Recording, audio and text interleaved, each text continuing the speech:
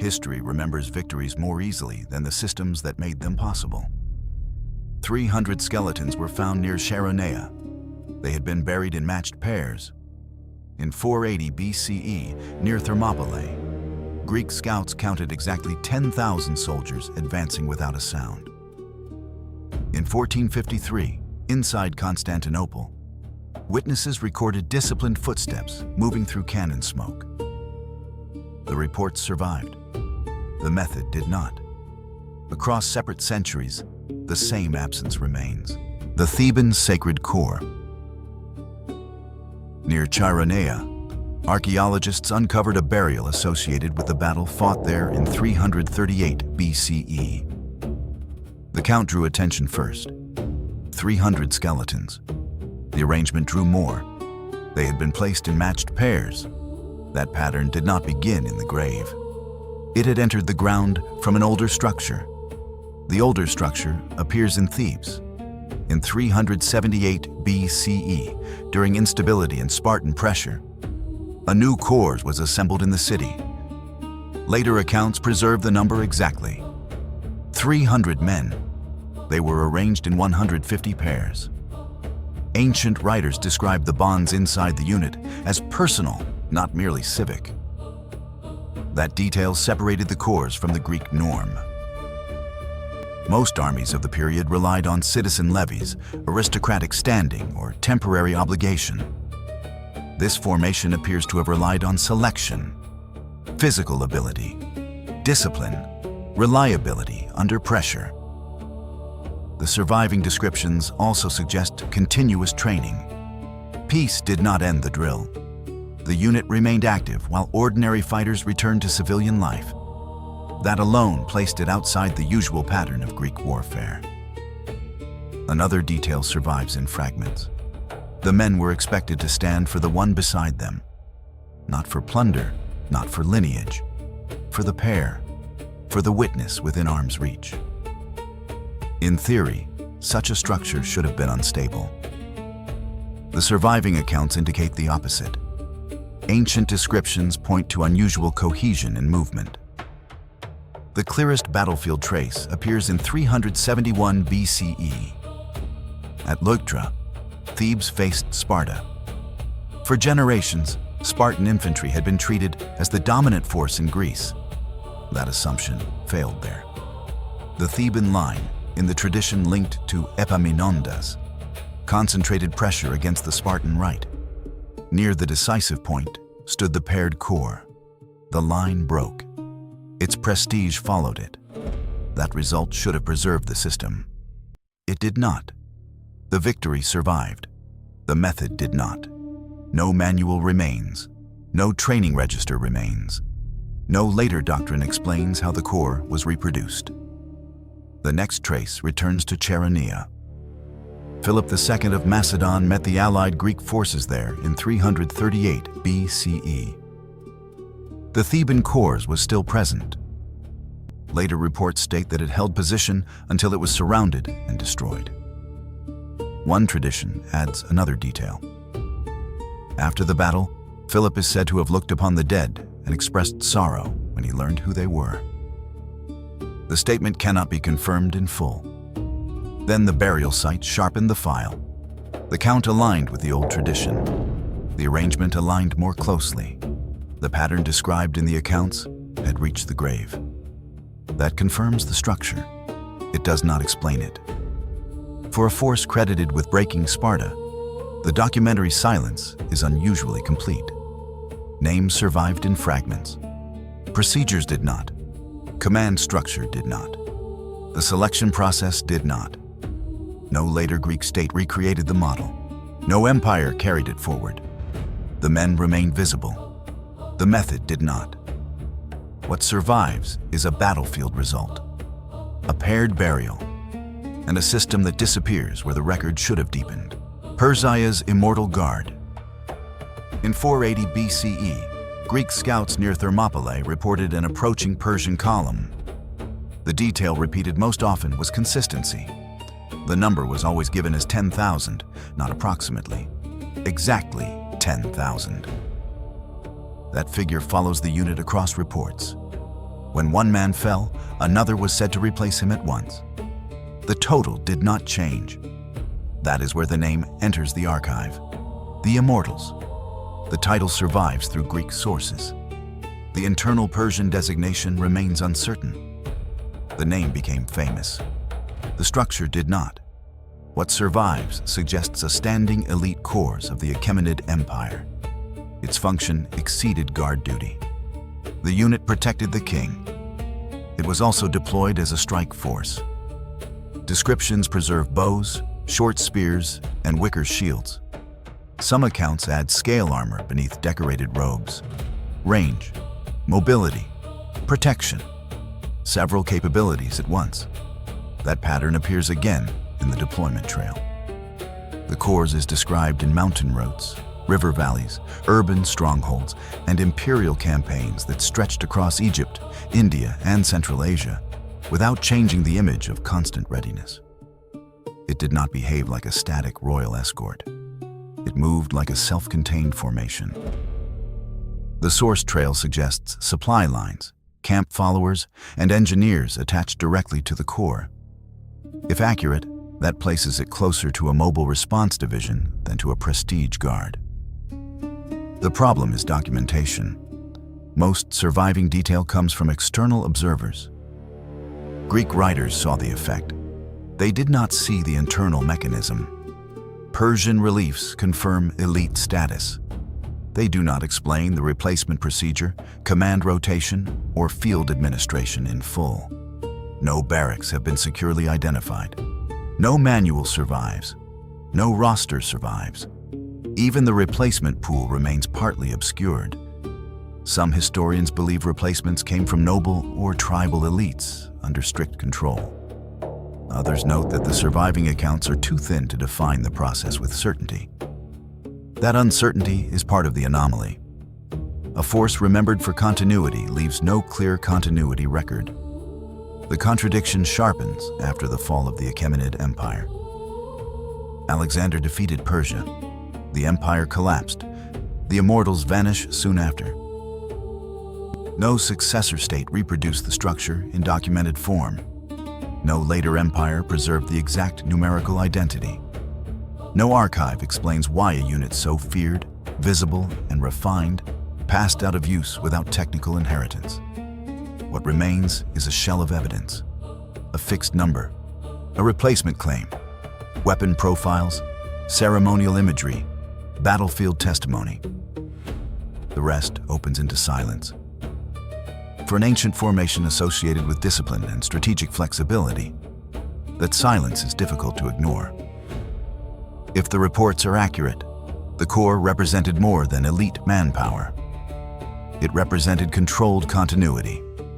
That may be the most unusual detail in the surviving record.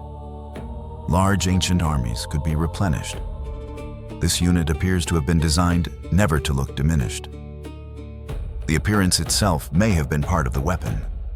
To opposing forces, the effect was immediate. A corps that never appeared has been reduced. A number that returned no matter what the battlefield removed. The men remained visible. The operating method did not. What survives is a title, a count, and a military system that appears complete only at the moment it enters the record. The Roman Testudo Formation. In 52 BCE, during the siege of Alesia, Roman cohorts advanced under missile fire. Arrows fell from the walls. Sling stones followed. The line did not scatter. Witnesses described something more controlled. Shields locked, ranks tightened. From above, the formation looked less like infantry and more like a moving surface. The Romans gave this structure a name. Testudo, the tortoise. The name remained visible in accounts. The full operating sequence did not. Sources describe a shell built from overlapping shields. Front ranks held theirs forward. Side ranks sealed the flanks. Men behind raised shields overhead. The result was coverage from multiple angles while the formation kept moving. That is the first anomaly. Most ancient protection systems traded mobility for safety. This one appears to have carried both. The testudo could cross exposed ground. It could approach walls. It could press toward the gates under fire without breaking apart. That required more than bravery. It required exact collective timing. Ancient writers preserve the battlefield effect. They do not preserve the procedure. No surviving Roman manual explains spacing, shield angle, pace interval, or recovery sequence once the shell came under pressure. That absence matters. The structure allowed little error. One shield too low could open the top. One side gap could expose the line. One man out of rhythm could weaken the whole surface. Yet the formation appears in unstable conditions, under volleys, on uneven ground, near fortifications, sometimes in terrain already broken by pressure and mud.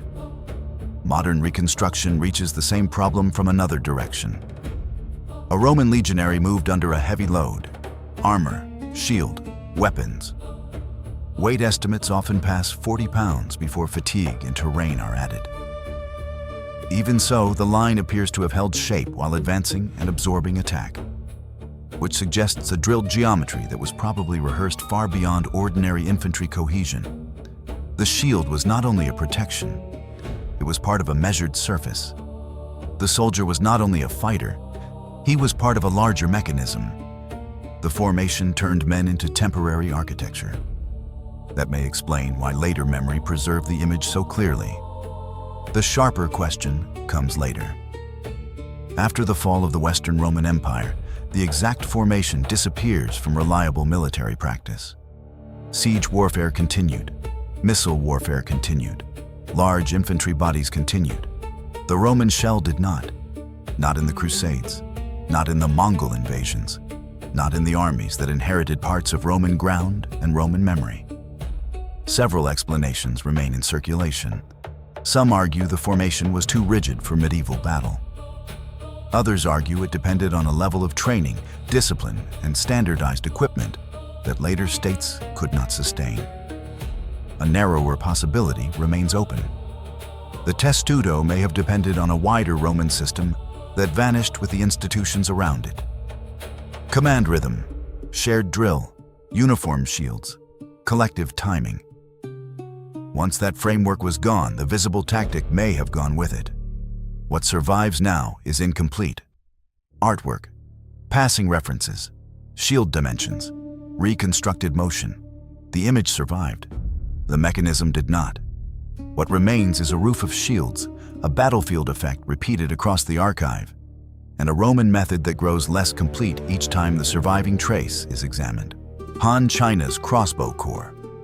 In 202 BCE, battlefield reports from the Han world describe a sound before they describe a formation. Not shouting, not drums. A repeated mechanical release. Witnesses said opposing lines were breaking before sword range. The weapon was not unfamiliar. The level of organization was. Han forces do not appear to have treated the crossbow as a secondary arm. The surviving accounts point to systematic deployment, front line use, timed volleys, repair support, state production, at scale, under pressure, and without improvisation. That combination separates the case from ordinary ancient warfare. Archaeology provides part of the explanation. Crossbows recovered from sites such as Mawangdui and Mancheng show layered construction. Wood, bronze, sinew-based tension. The trigger assemblies draw the most attention. Bronze locking mechanisms survive in a form precise enough to invite modern engineering study. The parts were not rough. They were calibrated. Some examples indicate standardization. Some surviving mechanisms also suggest adjustable tension, safety locks, and trigger consistency unusual for the period. That changes the archive. A standardized weapon can be issued in sequence, maintained in sequence, repaired in sequence, used in sequence. The battlefield effect no longer depends on isolated skill. It begins to depend on repeatable system performance. Later Chinese texts preserve fragments of earlier crossbow practice. Archaeology preserves the hardware. Neither preserves the complete operating chain. What survives suggests units organized around coordinated fire, not scattered archers, not occasional specialists, Divisions. Some accounts describe shield support. Others mention engineers capable of repair in the field. There are also references to signal coordination and combined advance with infantry. That widens the structure. The Han crossbow was not only a weapon, it appears to have belonged to a broader combat method. Some reports extend the pattern further. Mobile carts are mentioned in connection with elevated firing positions or protected shooting platforms. If accurate, that places Han's planning in a different category. Not only weapon deployment, system deployment. The state may explain part of it. Han arsenals operated under centralized control. Molds were standardized. Quality was monitored. Some equipment carried inscriptions linked to production and distribution. That suggests more than ordinary armory work. A weapon made under state procedure can remain consistent across large formations. That may be the hidden factor in the battlefield descriptions. The weapons survived in fragments. The institutional method did not. No complete instruction manual remains for Han crossbow divisions. No drill register survives. No procedural archive explains spacing, reload rhythm, repair sequence, or rate of fire in full. Yet the surviving descriptions imply that those procedures once existed. Later dynasties continued to use crossbows. The earlier structure does not return in the same documented form. By the Tang period, the weapon remained. The older level of organized deployment appears reduced or altered. Several explanations remain possible. Complexity, cost, political caution, internal risk. The record does not settle the question. Modern reconstruction confirms power and mechanical stability. That is evidence of capability. It is not evidence of the full doctrine. The weapon remained visible. The operating logic did not. What remains is a trigger mechanism, a state arsenal, a pattern of coordinated fire, and a military structure that appears most complete only after most of its instructions are gone. The Emperor's Varangian Axe Guard. In 988 CE, a foreign military corps entered the center of Byzantine power. Witnesses in Constantinople describe tall northern warriors moving behind the emperor inside the imperial palace. They carried long axes. They wore furs unfamiliar to the Mediterranean court. Their speech marked them as outsiders. The structure begins there, not with conquest, with access. They were Varangians. The arrangement emerged from a crisis. Emperor Basil II faced rebellion inside the empire. He needed soldiers detached from the factions around him.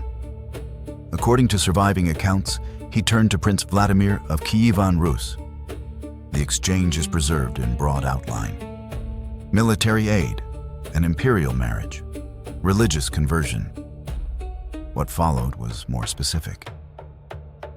Vladimir sent 6,000 hardened Norse warriors south. They were not ceremonial escorts. Many had fought across England, Ireland, and Frankish territory before entering Byzantine service. Experience mattered. Distance mattered more. Men drawn from beyond the empire could be tied to the ruler without passing through aristocratic networks or provincial loyalties. That appears to have been the point. The guard answered directly to the emperor, not to noble houses, not to governors, not to the bureaucracy around the throne. That separation is one of the central details in the archive. The Varangians were housed apart. They served apart. Their weapon profile also marked them apart. Accounts repeatedly emphasize the axe. Some descriptions credit them with enough force to split armor and strike down horse and rider in a single motion. The weapon was remembered because the men using it did not fit the setting. They also trained beyond ceremonial protection. Sources describe shield wall discipline, close quarters defense, and urban suppression. That widens the case. A palace guard can stand watch. This corps appears to have been prepared to intervene. The contradiction deepens with the question of autonomy. The Varangians were foreigners, yet they were allowed to retain their own tongue. Some accounts suggest they preserved northern customs inside imperial service. There are also references to tolerance for older ritual practice under court authority. That level of cultural distance should have weakened loyalty. The surviving record suggests the reverse. Byzantine writers and later traditions repeatedly associate the guard with incorruptibility. They could fight in battle. They could be trusted in court intrigue. That combination was rare. So was their duration. The guard remained active for more than 3 centuries. Its numbers changed. Its identity did not. Varangians fought in Sicily, Anatolia, and the Balkans, while still remaining attached to the emperor's person. Runic inscriptions have been noted on marble surfaces in Constantinople, as if the outsiders left marks inside the imperial core they had been hired to protect. Then, the structure thins.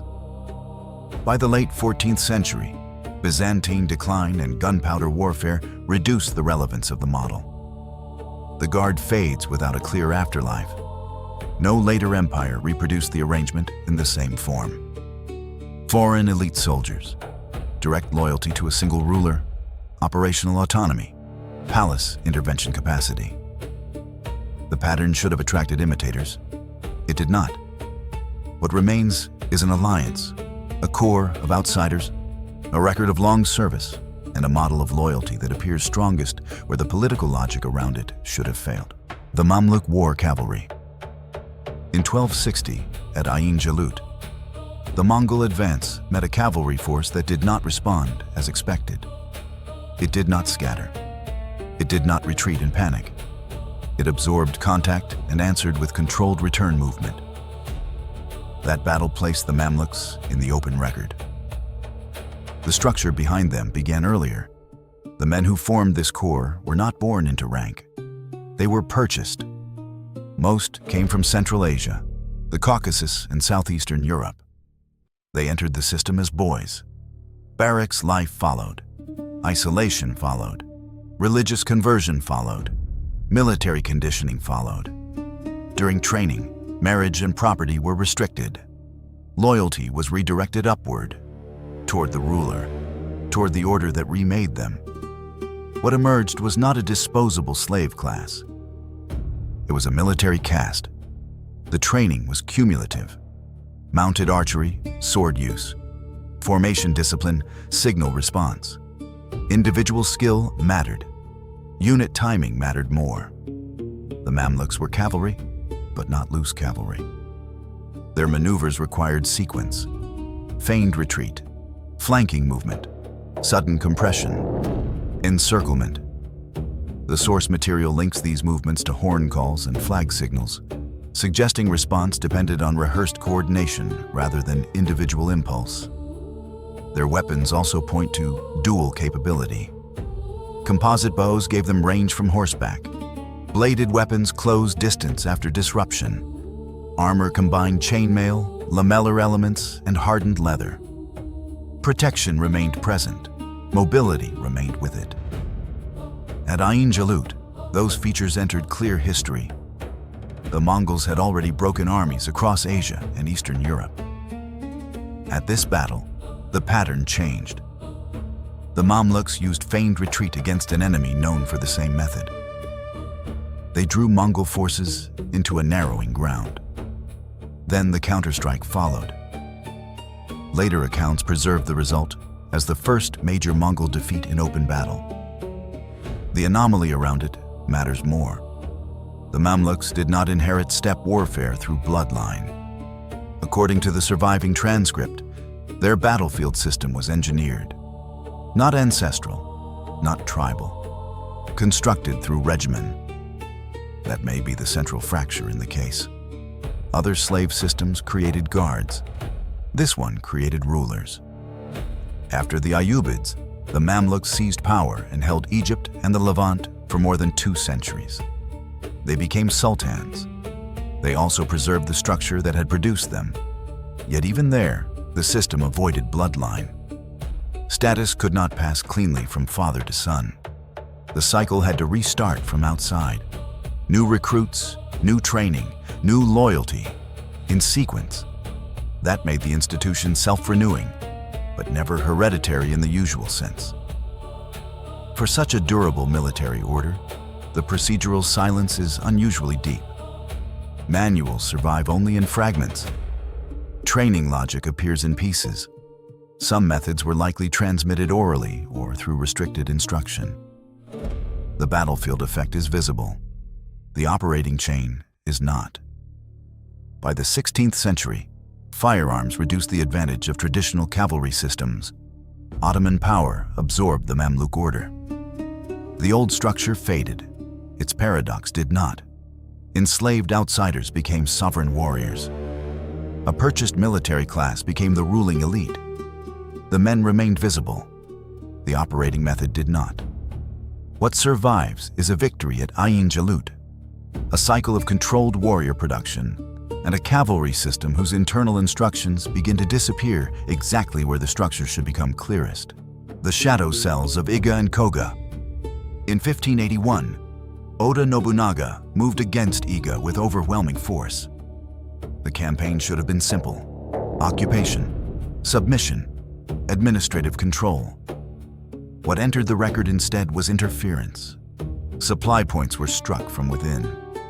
Messages failed to arrive. Traps appeared on forest paths before the main force advanced. Attackers were reported. Identification was not. That is where the case begins. Not with a costume, not with folklore, with a disruption that could not be traced in real time. The surviving record points to Iga and Koga as mountain networks shaped by isolation, fractured authority, and war. These groups were not standard samurai formations. They were not ordinary peasant militias. They appeared to have developed a separate military function: observation, sabotage, infiltration, signal interference, psychological pressure. That combination placed them outside late medieval Japanese warfare. Terrain matters in this file. They also weaken centralized control. A local method can survive there longer. That appears to have happened in Iga and Koga. The evidence sharpens through later manuals. Texts such as the Bans and Shukai preserve methods associated with covert action. Lock entry, disguise, use of fire, poisons, explosives, climbing tools, weather reading, dialect adaptation. These details do not confirm every legend, they confirm the technical procedure. Some references are difficult to dismiss. Collapsible ladders, smoke compounds, codes, false identities, rotating roles in missions. That is not a decorative myth. It is an organized method. The source material suggests a divided function within operations. Some gathered information, some carried messages, some created a diversion, some entered compounds. That indicates cells rather than lines. A battlefield unit can be seen. A covert unit is built to disappear inside ordinary movement. That may explain why so much of the file arrives late and in fragments. When Nobunaga finally overran Iga, the effect was physical and administrative. The infrastructure was broken. Survivors dispersed. Some fled. Some were absorbed into rival domains. That transfer matters. The methods did not vanish at once. They changed custody. Later, Tokugawa authorities appear to have used related skills for surveillance and internal security. At the same time, documentation thinned. A doctrine built on stealth, deception, and deniable violence is difficult to preserve openly inside a regime that depends on visible order. That may explain part of the archival silence. Another part may be structural. Covert systems do not leave the same trace as parade drill or public campaign records. They move through restricted teaching, compartmented roles, oral transmission, selective writing. By the time later periods mythologized the ninja, the technical file had already blurred. The result is a divided record. Popular memory emphasizes invisibility and spectacle. The surviving manuals suggest a procedure, preparation, timing, controlled disorder. No other pre-modern force in the transcript is described as institutionalizing stealth, subterfuge, and psychological disruption with this degree of role separation and practical detail. That is the anomaly.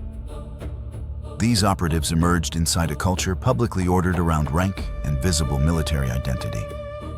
They appear to have functioned by the opposite logic: concealment, misleading signals, penetration before contact. The operators entered history. The full operational chain did not. What survives is a cluster of manuals, a campaign of suppression, and a covert system that becomes harder to define each time later myth tries to explain it. The Ottoman Janissary Corps. In 1453, during the siege of Constantinople, defenders reported a disciplined rhythm rising beneath artillery fire. It was not drums. It was not common infantry. It was the synchronized advance of a separate corps. That is where the structure enters the archive. Not through ancestry, through order under pressure. The Ottomans gave that corps a distinct place. The Janissaries. Their origin did not follow the normal pattern of medieval armies. They were not noble cavalry. They were not mercenary battalions. According to the surviving accounts, the corps drew heavily from the Dev Shirme system. Christian boys were taken from the conquered Balkan territories. They were removed from their communities, converted, conditioned. Then they were trained under direct imperial control. It replaced family continuity with institutional loyalty. From childhood, recruits were shaped for service to the Sultan, not to clan, not to the local lord. The medieval world usually organized military trust through bloodline, land, or private allegiance. The Janissary structure redirected all three into a single imperial chain. Training widened the distinction. Sources describe physical conditioning, language instruction, martial drill, communal barracks life, and strict discipline. Marriage was restricted. The property was restricted. The recruit did not enter a household. He entered a system. That system produced a battlefield effect visible across the record. The Janissaries fought in dense formation. They stormed fortifications. They conducted night operations. Most notably, they adopted firearms early. By the 15th century, Janissary units were already associated with coordinated use of matchlock weapons. Gunpowder existed elsewhere. The standing corps trained to integrate it at scale was less common. The Janissaries were not simply carrying firearms, they appear to have been drilled around them. That suggests more than adoption. It suggests a procedure. The corps also maintained its own hierarchy, barrack structure, and internal order. In practice, it functioned as a military institution inside the state, disciplined enough to serve conquest and autonomous enough to accumulate power. It also made it difficult to contain. For centuries, the Janissaries stood at the front of Ottoman expansion. Constantinople, Mohacs, the long pressure against Vienna. Their visibility in major campaigns is not the problem. The problem is procedural silence. No full strategic treatise remains. No complete operating doctrine survives. Much of what is known comes through decrees, outside observers, and scattered internal references. The internal mechanism is not. That gap becomes more important as the corps changes. By the 17th century, old restrictions weakened. Marriage entered the system. Property entered the system. Political influence entered the system. The structure that once depended on separation from society began to merge back into it. Corruption followed. Resistance followed. In 1826, Sultan Mahmud II destroyed the corps in what later became known as the Auspicious Incident. That ended the institution. It did not settle the anomaly. A centralized infantry body created through forced separation, ideological control, and early firearm discipline had already existed for centuries. No later state reproduced the model in quite the same form. The men remained visible in the imperial archive. The operating logic did not. What remains is a child levy, a barrack system, a gunpowder corps, and a military structure that appears most coherent only after the documents around it begin to thin further. The Royal Housecarl Guard. In 1066, on the hill at Hastings, one section of Harold Godwinson's line held after others began to fail. Norman cavalry struck uphill in repeated waves. The formation above them did not open at once. It absorbed shock. It answered with controlled force. The men nearest the king were preserved in accounts under a separate name: the Housecarls. Their archive begins before Hastings.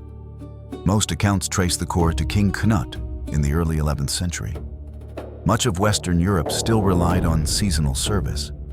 Local obligation, short campaigns, uneven discipline.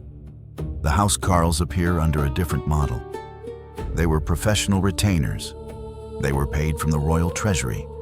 They lived within royal households.